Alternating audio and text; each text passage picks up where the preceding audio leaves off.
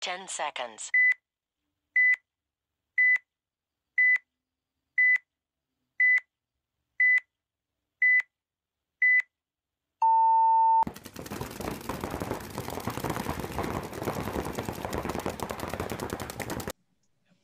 What's up, everybody? Welcome back. The View from the Dev Box. We just got back from a pretty up and down event. Weather was up and down, down, up, down. Weather was really nice, though. I will say that it was. The venue hit miss, man. I expected a little bit more out of that place, honestly. Yeah, I kind of did too. It wasn't bad by any means, but no, it was pretty bad. I mean, think about it. For how many teams were there? That wasn't that many teams. Well, that's what I mean. But they locked the event for 15 D5 and 15 D4, and there was severe parking problem. People were parking on the highway. People were like, it was just insane. Like, yeah, but it's really only parking. You know what I mean? The venue itself was nice. You know what I mean? Like, some people were complaining about the turf being a little hard. Turf was awful. But it was very, very, very, which is odd because they put it on dirt, and I thought they put rocks, like not rocks, but like that black like dust up under it. So it should have been fine. But watching the D5 guys play Saturday, and then watching, they were all in pads and it was still busting their knees and elbows up.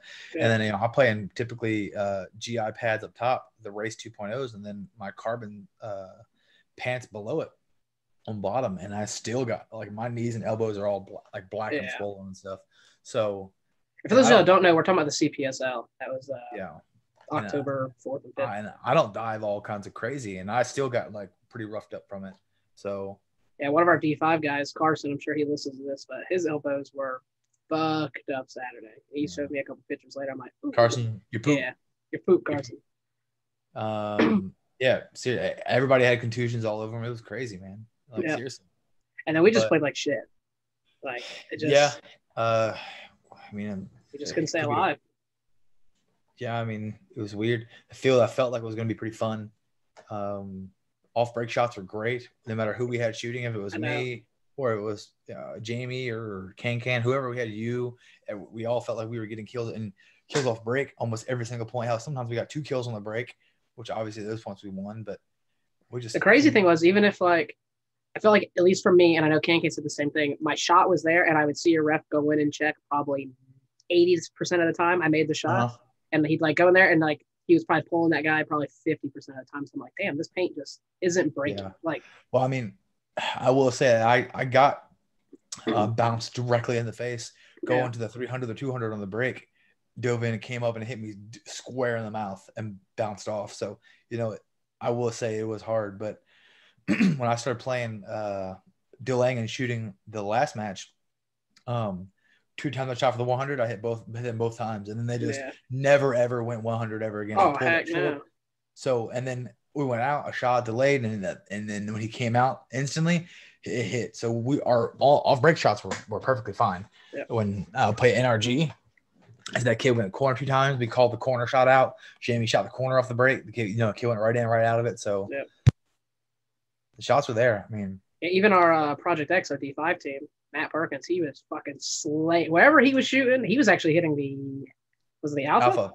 Yeah, because they were arguing. I'm like, listen, like if you shoot your first 8 to 10 shots on that alpha lane and then turn it to the 100 and then turn it for the whiskey, that you could potentially shoot all 3 guys. Yeah. And like Johnny was kind of arguing with it about it. Like, there's no way you can get to the alpha. I'm like, as long as your first 8 shots you shoot are perfect. Yeah. You can get it. And then he shot it, boom, hit the alpha and hit the 100 going in, or sorry, alpha and the whiskey. Hit the alpha and the whiskey going on the break. I'm like, which is amazing to be able to shoot 2 bodies on the break. It's a good thing we don't have like a million listeners because we just straight up use our call outs. But yeah. So, but God, man, it's like we should definitely when we 5-1 NRG, and we had a terrible ref call. Our guy runs down. It's with 4-1, minute and 20 left. Start the point. We say play defense. If you can score, score. 20 seconds on the clock. We shoot like 3 or 4 of them out pretty early. Run down. There's like 25 seconds left. The guy goes to like the right 50. The danger 53 basically. He slides to turn back and shoot our snake eye, and our other player runs by, shoots him. Dude spins on him, shoots him, or shoots at him, should I say? And my player yells like, "Whoa, dude just spun on me! She just shot at me, and he's hit." Well, the ref throws a flag, so my player takes off to the buzzer to go hit it. The ref literally stops my player, turns around, and brings him back. And he's like, "What?" He's like, "Player, you're out." He's like, "For what?" He's like, "You're talking when you're dead." Mind you, my player was never shot. The ref assumed that when the other team's player spun and shot, he shot my guy, and he did not. He missed.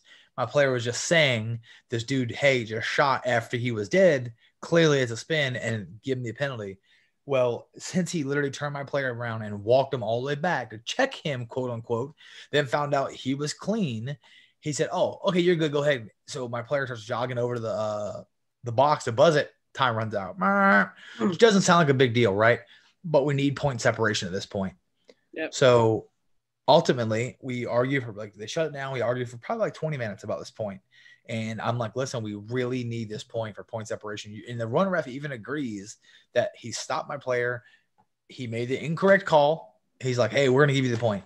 Well, when we go back to the head ref, the ref's like, well, I assumed he was hit on a spin. I'm like, so are you threw a flag because you thought my player was shot and you thought he was hit and was talking after he was shot?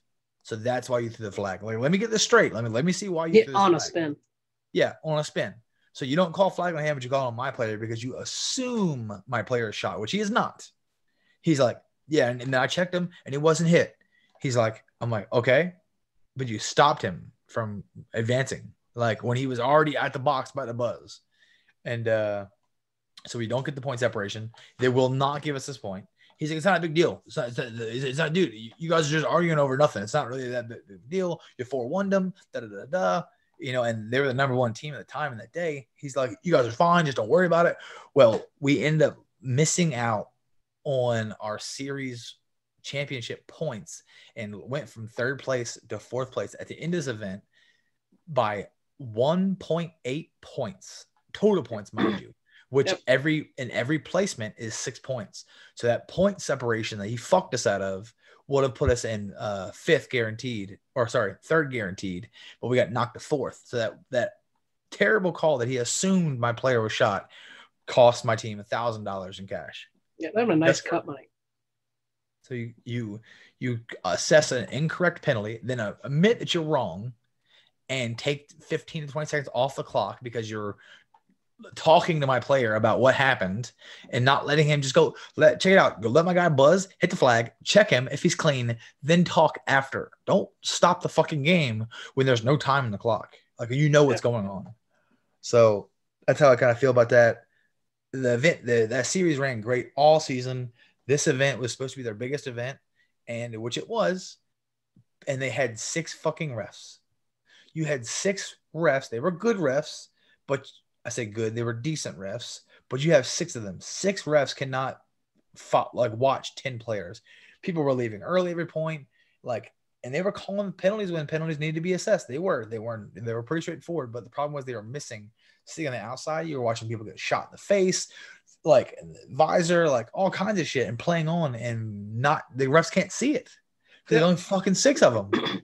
It's you need at least bare minimum 8 refs on the field. Like, it's just so hard. And then typically you only have 5 refs because the other one's doing something else. I don't know. All in all, it was a good event. Yeah. Well, air station was fucked up. The air station, we couldn't use it for the field. We had to use a mobile air station, which is fine, but it wasn't filling to past 3,500 or 3,600 the first few matches of the day. Yeah. Which isn't a huge deal unless you're shooting a smaller tank in a non-gas efficiency gun, as myself.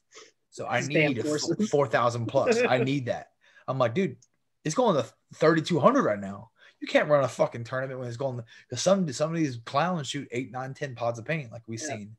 I'm like, how are you running this event? And this dude is, they're shutting down the air station or the event every 20 minutes to get air to let it build back up. I'm like, this is getting I'm surprised you haven't complained about the paint yet. So we showed up Friday because we went to the event early because it's in Myrtle Beach. We took a bunch of buddies there. We all wanted to relax, chill, have a good time. We show up Friday. We're going to walk the field. It's a blind layout, mind you. which is Friday. Awesome. Yes. And we get to this field, and there's probably, and I exaggerate, I shit you not, there's probably 2 skids of paint outside in 4-star boxes. It looks like a fucking gorilla smashed all these boxes with his dick. And every single box was literally smashed into the ground. I just assume these are old bad boxes. That I'm not. We had pictures of it. We assume this is bad. We just assume it's all bad. Like, oh, that's got to be old paint because they have a pretty big rec field. Like, this must be old paint. Not a big deal. Boom, shit on me. Not old paint. That is actually the event paint, good sir. And what they did was unloaded the paint. And when they held the paint, a storm came. They left the fucking paint outside to get rained on. So it basically melted these boxes because it's fucking cardboard. And they let it rain for a few hours when the paint was outside. And it destroyed all this paint. Here's the weird thing. All the quote unquote away teams, aka us, I don't want to say it's against us, we're getting these smashed boxes. All the other regular teams to the series were getting the perfect brand new boxes that were magically coming out of their ass. And this happened Saturday, and this happened Sunday. Like, my 2 lines shot about 50 cases of paint, roughly. We didn't get any good boxes. Not one. I was watching teams grab fucking paint and take it back to their pits. Brand new cases. Like, untouched. Unmolested. When we were getting the paint, it was the trash, smashed, fucking rain down paint. Paint shot decent. It shot straight, I will say. Yeah. But when paint gets rapid temperature changes and sits in water, it's going to, even though it's sealed, it's still going to affect the paint. You know, we had balls like completely different, like not even feeding in the hoppers because they were so swollen. This is brand new 4-star. It is, man, God, it is. I literally thought that was old paint. I thought it was bad paint. I'm like, there's no way they'll give us this paint. Yeah. And we made a joke about it. No, they literally gave us that paint. That's the paint we shot. You talk about the balls not fitting the loaders. That cost you getting shot in the back of the head because I'm trying to shoot the guy coming to stick you. I saw him about 15 feet before he was coming to get you. And I'm like, stop shooting. And I'm like, fuck. Finally unjammed it. He shoots you. I shoot him. I was like, you have got to be shit. And we had that point. That point's in the bag. Oh, yeah. Easily. I'm up in the 300, I think. I'm in 300. I was in the fire, I believe. Yeah, you were in fire. Like, we had great position. And we shot 2 of them on the break. Yep. We felt like, it was just, we had Mike's hopper went down. One of the other paint hopper went down. I'm like, dude, what the fuck is going on, man? Yep. Why buy all this money and gear when you're just going to feed us dog shit paint that doesn't work? Hopefully. They came over and asked us, and I was straight up with them. I'm like, this paint, look at it, dude. It's in these cases. He's like, yeah, I know. I'm like, everybody's got nice paint. Mm-hmm. All the teams that are winning the series, crazy. They got like brand new, unmolested, crystal clear boxes. Perfect. How is this happening? But we're getting all the bad paint. Man, I hate to say this, but it is what it is. You know what I mean? Like, yeah. Because we had, obviously we played like shit. Good paint, bad paint. We didn't play it. We did not play how Ga Xtreme normally plays. I don't know. And it was like, we literally, as bad as we did was as bad as we had to do to get 4th place. You know what I mean? In the series. Yeah, we couldn't have done any worse. Like, I'm sorry, we could have done worse, but we finished just enough to pull us out of the point race. Yep. We literally were 1.8. You get 100 points per win, right, for the series, for every event. We were 1.8 points shy of 3rd place. Yep. And I earlier I did blame it on that point margin, which it was. If we would have got a point separation, that wouldn't have happened. But we should have done better in the event, and we wouldn't have been in that situation. Yep. I hate to say you can never leave the refs in account of the event, but when they take it, was a very bad call. Because when we were saying he was right there hitting the buzzer, he was at most social. He was in between home and the box. Yes. Yeah. And they called him back and made him walk all the way back to the 100, get checked, talk, and then go back to the box. There was only probably 15 seconds on the clock when we did all this. Yep. Probably 20 seconds. I'm like, and then he told us that, well, you had 2 other players in the field. They couldn't have ran the buzzer. I mean, in my head, I'm thinking if I'm one of them and I see a bunker happen and then I see a fucking penalty fly into the air, I'm thinking cool. And then I see the refs yelling at my player and tell him, "Hey, come here. I'm not moving. You gotta get out of your fucking mind. I don't want him to stay." You know what I mean? Like I'm trying to see what's going on. You know, for all I know, my player bunkered this guy and there was somebody else on the field that shot him and he played on or something. I don't know what's going on. Yep. So I'm not gonna run to my fucking death. You know, I mean, he's like, well, you had to let players while we were talking, you could have went and buzzed. No, you shouldn't be talking to my players in the first place. The ref is a part of the game. You check. You're not even to fucking talk. The only thing a ref says is out or hit. Nothing else. That's it. Player hit, player out. You don't talk to nobody. You don't sit on the sidelines like you were bullshitting with players to the net all day because they're your buddies. That's not how that works. You literally don't open your fucking mouth for a word except player out, player hit. That's it. Nothing. When they look at you, ask for a check, it's safe, out, rub, swing. That's what they're signs. They're not meant to talk. They're not supposed to have player interaction. So, you know, when you said it all tonight. I'm glad. I didn't know you were gonna get nice and feisty. I just feel that I always also have a hard time dealing with like the ref wasn't one-sided by any means, but I always do like it's in the back of your head when like crisis players are reffing, even if they're like the high-end guys, and then you know other crisis teams are playing. And we didn't struggle we didn't play those guys, but you know we were always told at our field when we had an event we couldn't play because it's just a bad look. Like you can't have. I always felt like that with the GFOAs. I felt like it was a very, very much a friends league, which not saying there's anything wrong with that, but once your GFOA was not CPSL is a lot bigger than GFOA, and CPSL is small, so that just tells you what the GFOA was. But still, when there is decent sized money involved, you have got to have the most unbiased refs you can. Everybody shits on the SPL refs, but tell you what, those same refs that people quote unquote shit on, also ref the NXL.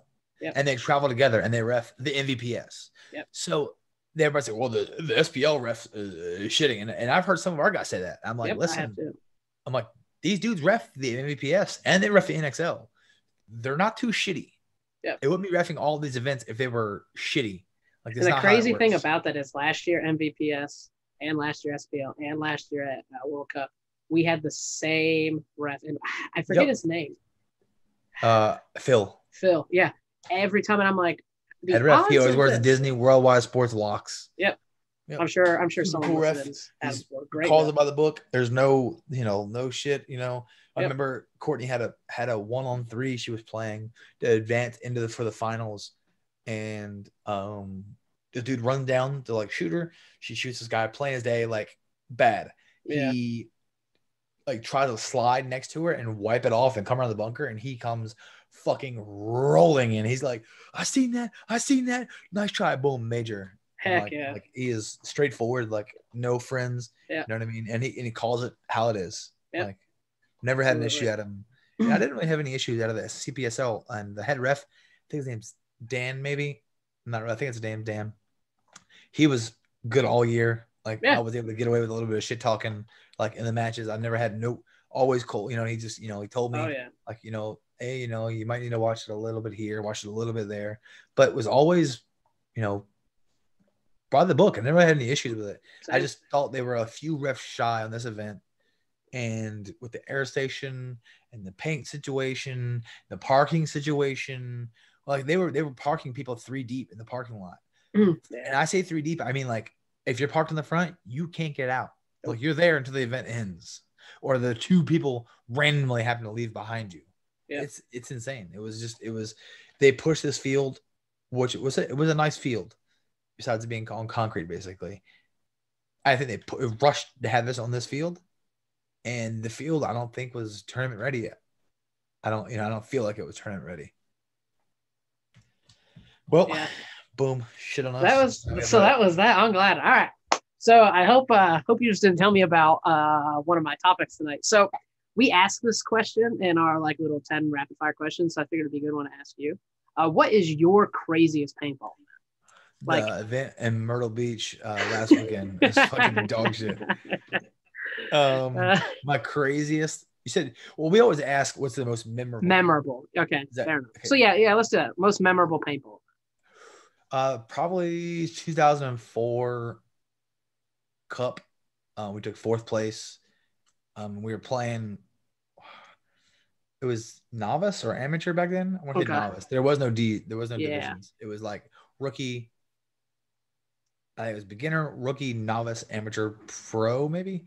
And back then, you played against 2 pro teams, and we played against 3J Skull Hunters, which was a mixture of All-Americans and one of the other, I think All-Americans and Naughty Dogs, maybe something like that. Okay. We played against them, and we played fun. against. I don't know who else we played against. What was the other pro team? Oh, it was Russian Legion, but it wasn't Russian Legion. It was they were called something else. The Moscow Red Legion, maybe, or no. Sorry, it wasn't them. My bad. Sorry, it was Joy Division. Joy Division. My bad. Sorry. Joy Division. I knew it was a Stockholm. But then they were called like Stockholm, Sweden, or some bullshit. Yeah. Like but anyways, we played them, and we played 3J Skull Hunters, which were our 2 pro teams we drew. But that was on the field. I think we talked about it before that they had 8 different layouts. Every manufacturer had their own layout. So we ended up playing the finals, which would have been televised, if it was big back then. Yeah. On the National Paintball Supply Field, which had the long snake like an S. And we ended up taking 4th because the buzzer system went down. Surprise, surprise. No fucking, here we are, NXL 20 years later, same shit happens. And they decide to use walkie-talkies, which is fucking wild, right? So what they do was a ref of the walkie-talkie stands behind your dead box, and a ref of the walkie-talkie stands behind the opposing team's dead box, and the head ref calls 10 seconds in the walkie-talkie. Boy. I swear to God. And then he literally hits it and goes, go, go, go, go, go. So you hear it, and then you take off out of the walkie-talkie. So everybody's dead quiet as a fucking church mouse. Yeah. Waiting for this. We lost either 2 or 3 guys on the break, like 3 steps off the box. Now, was this 5-man or was this? Okay. 5-man. We were so delayed off the box that we were getting shots before we were off. We were literally stepping off the box, and we lost 2 guys on the break. That's a way to end terrible, like a tournament that we were doing so good in. Yeah. We were shooting Ultra Evil, which is like sneezy fragile. We were dropping. It was the silver ball that was breaking neon, terrible, thick, toothpaste orange, stained everything. We were all shooting Oracle Cockers and Black Magics and DC2 Eclipse guns. I love one of those right now. Yes, we all shot those, and carnivores. We all had those. So we all shot cockers back then. And I think actually, you know what? I might have had. No, I think I did shoot my cocker then. Either shot my cocker or I shot my Shock Tech Timmy. I can't remember what I shot. Okay. But I remember that tournament because we played with 2 pro teams, and we actually came down to a 2-on-2 with the 3J Skull Hunters, and we got called. We lost because we had clear pods and we had orange paint broken in our pods. And the ref seeing across the field, ran over, pulled a penalty, and he seen paint in the pods. And they come to find out that there was broken paint in the pods, in the inside of the pods. That's rough. And the ref seen it across the field and came in and pulled us out. I'm not going to say we could have beat them, but it was 2-on-2, and I do like my odds. Oh, yeah. Like in that situation to give me a chance of beating a pro team. It's yeah. Let me have my shot, ref. So that's wild. Called us out, and then it was paint inside the clear pods. So from then on, we never ever use clear pods ever again. And that's why you don't see clear hoppers and pods anymore, guys. That's why. Makes sense. They don't make clear pods and clear hoppers anymore. The clear pods you get now are like white, transparent fog. You know what I mean? Like a light smoke kind of deal. I've never thought about that. Yep. That's why you don't see it anymore. Remember, they used to have clear Revies, clear eggs, clear evolutions, all of those. They're all gone because when paint gets broken or inside the hopper, to a ref, it like assumes that it's paint. Yeah, I mean, it makes sense. It's a shit call, but that's a call you can understand. You know what I mean? You're like, fuck, human error. That's wild. See, I've seen that trophy too at your dad's house. Yep. So 04 Cup. That was about how many teams were in that division, you think? 50? Fuck me, dude. I mean, I I could probably pull it up. I think maybe, but I'm just guessing. Let me see. I honestly want to say like I'm guessing between 50 and like 70, 90 or 100. Oh, you're thinking that much? Man, it was cup back then was big. Yeah, I'm sure it was, but like big. Like big. But was it paintball big or just or big? You know what I mean? Big. Because like big. I mean, you guys think these last 3 years NXL has been as big as it ever has, but each year's been growing. Obviously, not this year. Yeah, NXL was shit. But still, man. I don't think I can add to go to my profile. Maybe. How about you? What was your most memorable event?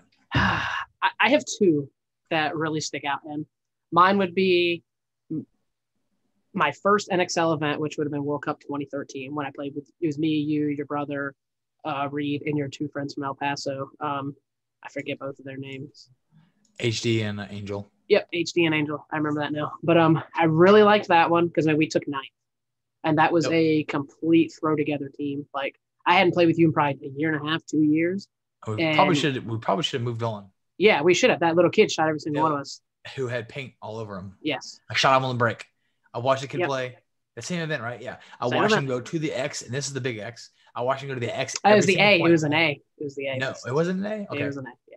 I seen him go to the A every single point. So off break, I ran, slid, went to the alpha, and shot under the fucking A. And he runs right through it. I watched two balls clack him. Bang, bang. See both times hit him. And he leans up against the bunker. No ref ever goes in to check him. And then he literally shoots like three guys out. I remember he shot you pretty early after that. And I didn't know where the shot came from. Yeah. I thought maybe you just leaned. I dove into wherever you were at. It was Pine Aztec. It was real close to somewhere on D side. And the same thing. He shot me. And I believe he shot your brother right afterwards. Yep. He was shooting out of the bottom of the A, I think, inside of it. It's got every single one. That event, just because we were playing so well. Like, I believe we played Friday when we had Saturday off. And then, obviously, like I said, we won. You play 8 5-man matches. We probably won 7 of the 8. I mean, we were just literally shooting. Here you go. Everything. World Cup 2004. 4th place out of how many do you think? I'm going to say 55. 148. Oh, yikes. Hot shit. That's fucking fire. I told you. That's wild. That was when paintball was big. Yeah, that's a lot of teams. That's impressive. And then I would say my other memorable event would be the SPL that we won. Now, granted, there weren't a lot of teams. There were 8 teams maybe, but we barely scraped out of prelims by like the skin of our fucking teeth. And then the first place team, they got a bye, and we beat every team in overtime except for the team that got a bye. We 2-0'd them and said that it was like after we got out of prelims, we didn't drop a point the rest of the day. It was just like 3-0, 3-0, 3-0 them or whatever. It was something wild. And I was like, wow, guys, that like barely making it out to just like shitting on everybody. And like they had some semi-pro team or something, and they went the 2 of the players just like didn't even stay to take pictures after we beat them. I was like, oh, that's a hot feeling. You can go ahead and fucking go. When was it? For what event was this? This was the SPL last year. Oh. Okay. At Nitro. Oh, gotcha. Yeah. Like it was a real small, like I said, I think there was only 7 or 8 teams. But it was like our CPSL. That one was good holds too. More weight only for the reason that we had, was it 2 or 3? We had 2 or 3 overtime points. I think it was 3. Yeah, it was wild, and they were back to back. That was a grind. We played either 35, I think, points, 37 all in one day. That was a grind fest. And I guess I have 3 really. That MVPS that we played, like I just shared the picture this week. Oh yeah, your brother. That one really sticks out too because we had 6 players, I believe. Me, you, and your brother played every point that day, and it was like we played a lot. Like it was the same thing. Once we made out of prelims, I want to say every game again was like win, loss, win. Like so, we were going to overtime every time, and then we ended up taking 3rd. We literally just only lost to one team right there at the very end, and then beat the 3rd place team. And I remember being at like a center 50 and looking to my left, seeing you and your brother, looking to my right, seeing I guess either Ryan or Michael and your wife. And there's one dude in a back corner, and I'm just screaming. I was like, back right only or whatever. And everybody's fucking shooting. I see your brother and you like running to stick this guy. And I'm like, this poor guy has no idea what he is getting ready to get on. We probably knew he was getting ready to get shit on, but he just doesn't know. He's got 5 fucking guys all pounding on his bunker. I think that was Luis's team too. Was it? Yeah, he was. Whoever was there, it was just not Rampage. a good day for him. It was Rampage. You're right. Yeah. I guess I have 3. Those 3 really stick out. We should have won the match before that and been playing for first and second. Yes. When Mike went in and blew his entire gun to pieces. Yes. He's just like Jamie. Yes. They just have no regard for their body. Speaking of that, do you see that thing I shared earlier? I think you commented. Oh yeah, with the shell. Yep. Bunker Kings, dude. They're fucking people. Yeah. They're selling you a top shell, which fixes the problem, even though we modified ours somewhat to fix itself. They are selling a top shell for their controls that fix the issue. They're selling a part to fix their broken part on their hopper. That is insane to me. And it's not cheap. It's $40. Yeah, I was gonna say 35, but yeah. So either way, it's fucking expensive. Yeah, they are selling parts to fix their broken. I was gonna buy some. I'm just gonna wait. So I have a feeling that they're gonna get shit on so much. Oh yeah, they're gonna be forced to give that motherfucker away for free. Yeah, it's gonna come. Like I'm almost willing to bet that people will go out of their way to like really start shitting on them because they're already every post they make on their personal page, they're getting roasted. If you guys go to Bunker King's page, probably even now when you guys hear this, and go to their comment section, they are just getting roasted. They are literally destroying them because they are selling like in a car. When this happens, it's called a recall, and you take the car in and it's fixed for free.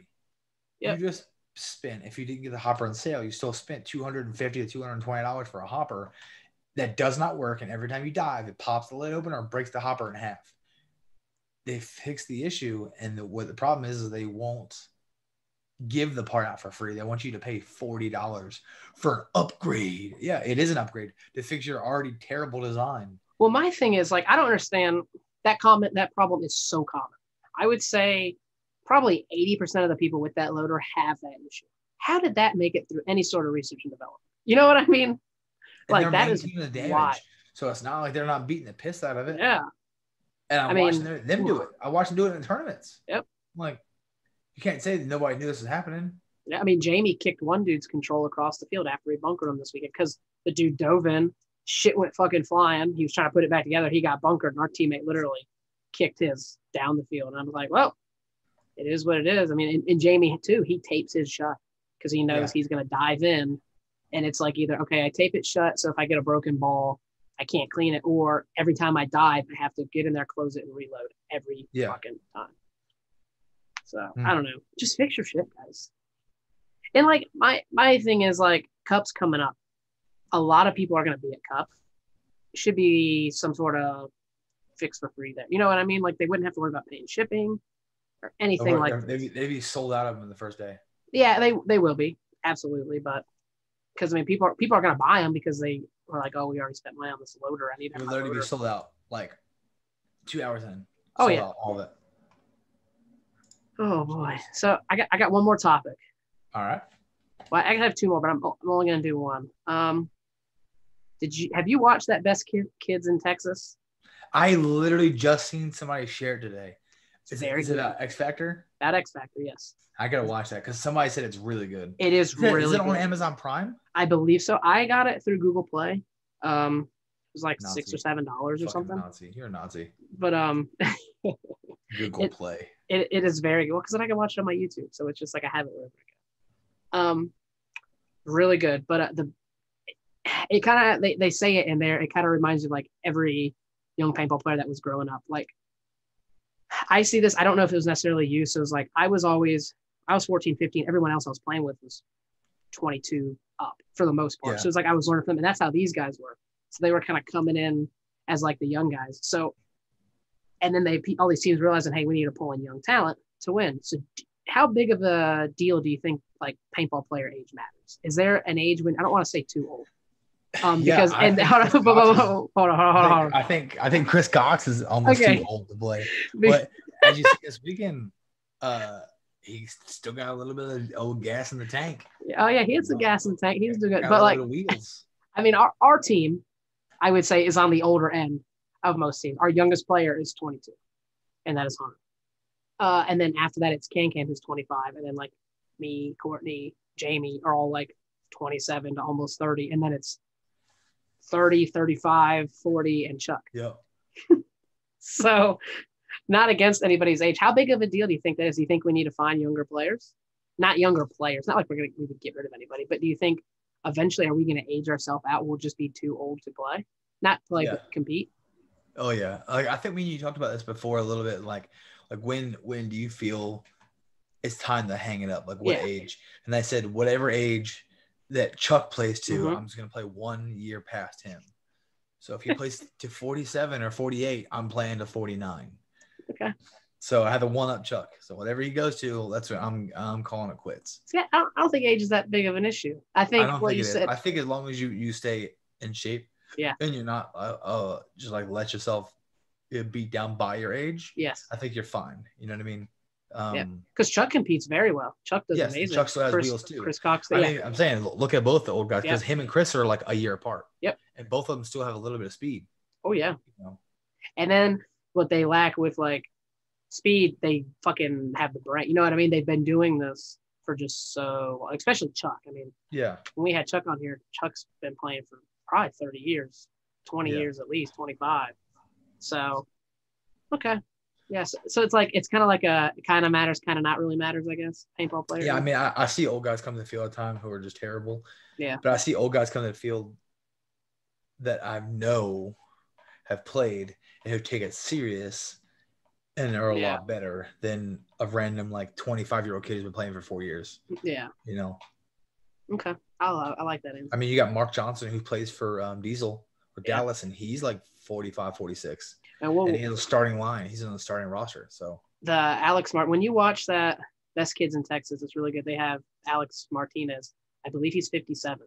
And it was like he was playing because his son wanted to play, and then his son quit in like 2000. Like after they went pro and won, his son quit. He still plays. He's like team owner, coach, player, kind of does it all, and he is still plays at these events. Yeah, I believe he's 57 is what I think it said, but I could be wrong. It's definitely 50 plus. So when I was playing with on and off with practicing down there at Destin with PC Katana, there's the owner of that team is Dan Strickland. Yep. And he at the time it had to be almost 50. Yeah. And he was playing D3, D2. You know, it's crazy, man. Like some people are just built like that. Yeah. They just run till their wheels fall off. The Walker tennis ball came out. What about you? Did you ring anything? I mean, I know you had a hot take right here when we started off. You went right fucking into it. I was gonna pop off about the event mainly. I figured. And then we got this paint scarce is coming up that we're talking about. GI might not have enough paint for. You think that's going to be all companies? I don't know. I don't really care about GI as much. Like I felt like GI became the assholes of the sport. Yeah. Have you seen more pros talk about what's going on behind the GI doors? You know what I mean? Like, I don't like well, they might not have paint. They might not. I mean, that's possible. We're shooting HK. They've always taken care of us, and they support all the lines I play with. So, yeah, I'm just gonna keep funneling money into them. Yeah. It's not like they're a small company, but they need it. I mean, if they treat the players right, that's what you got to do when you're a paintball company. We're such a small community. You literally just need to be fucking nice to everybody and help anyone out in way you can. I know somebody that works like almost at every single place. Yeah.